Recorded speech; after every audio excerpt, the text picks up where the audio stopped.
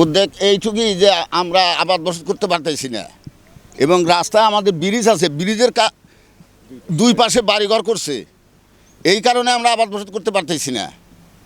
এই এরা বারবার অনুরোধ করছে যে ব্রিজের এ পাশে পাশে বাড়িঘর করে না, পানি সরবরাহ হইতেছে, এরা মাটি কাইটা ভরাট করে আমরা 83 লক্ষ টাকা খরচ করে ব্রিজ করছি। এই ব্রিজের সরকার করে দিছে, আর সেই ব্রিজের সামনে এবং পিছনে বাড়িঘর করে তারা বসবাস করতে চাইছে। আমাদের বিরাট ক্ষতিগ্রস্ত হয়েছে, 2000 হেক্টর জমি জায়গা আবাদি জমিন ক্ষতিগ্রস্ত হইতেছে। রহমানুর রহিম, আজকে আমরা মানববন্ধন এই কারণে করতেছি,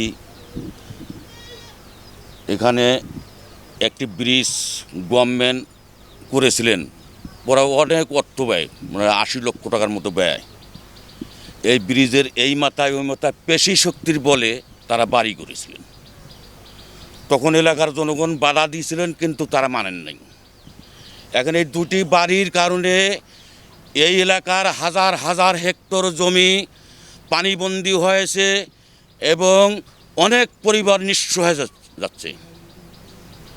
আমি এতটুকু বলতে চাই, আমাদের নির্বাহী থানা নির্বাহী অফিসার এবং কৃষি অফিসার মাধ্যমে আমি নীলফামারী জেলা প্রশাসকের কাছে জোর আবেদন করিতেছি, আমাদের এই পানি নিরসনের ব্যবস্থা করা হোক।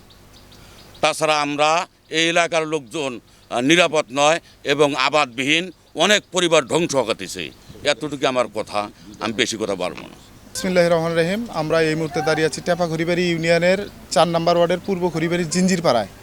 আমরা যে জায়গায় দাঁড়িয়ে আছি, এখানে একটা গভর্নমেন্ট 84 লক্ষ টাকা নির্মিত একটা ভাঙ্গা ব্যারেজের উপরে এই রাস্তায় তিস্তা বাজার থেকে একতা বাজার পর্যন্ত প্রায় 5টা ব্রিজ ছিল। 2016 সালে বন্যা হওয়ার পরে এই এলাকা যখন মোটামুটি বিলীন হয়ে যায়, লোকজন বাহিরে ছিল, ওইখান থেকে আস্তে আস্তে আবার এলাকায় পুনর্বাসন শুরু হওয়ার ফলে এই যে এই রাস্তায় 4টা ব্রিজ ছিল 5 কিলোমিটারের ভেতরে। এই 5 কিলোমিটারের ভিতরে 4টা ব্রিজ ছিল। পরবর্তীতে যে যার মতো করে সুযোগ সুবিধা নিয়ে এই যে ব্রিজের মুখে বাড়ি করছে, করার ফলে প্রায় 4 থেকে 5 হাজার বিঘা জমি, আবাদি জমি, যে জমিগুলোতে 3 থেকে 4 ফসলি আবাদ হইতো, এখন এক ফসলিও আবাদ হয় না। এবং এইখানে 3টা স্কুল আছে, 2টা প্রাইমারি স্কুল, একটা হাই স্কুল। এই বাচ্চা কাচ্চাগুলো স্কুলে যাওয়ার এত অসুবিধা হয়েছে যেটা বলার মতো না। তো আমরা এই মিডিয়া, ইলেকট্রনিক মিডিয়া এবং প্রিন্টিং মিডিয়ার মাধ্যমে প্রশাসনের দৃষ্টি আকর্ষণ করতে চাই, আমরা এই হ্যারাসমেন্ট থেকে কিভাবে রক্ষা করতে পারে এবং খুব দ্রুত ব্যবস্থা নেওয়ার জন্য আমরা এলাকাবাসীর পক্ষ থেকে জোর দাবি জানাচ্ছি।